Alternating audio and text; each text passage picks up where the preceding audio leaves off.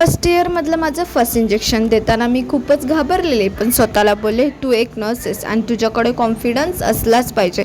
मग काय जेलको blood collection करायला फर्स्ट इयरला शिकले. सेकंड इयरमध्ये नाईट ड्युटी लागली आणि नाईट ड्युटीमध्ये पहिल्यांदा मी सी सेक्शन बघणार होते म्हणून खूप उत्साह होता.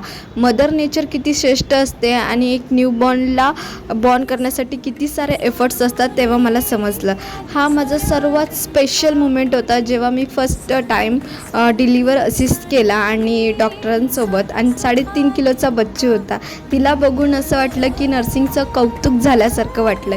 इथेच माझी थर्ड इयरची पोस्टिंग संपते आणि स्टाफ मला खूप सारे व्हेरी एक्सपिरियन्स स्टाफ म्हणून लिहून देतात.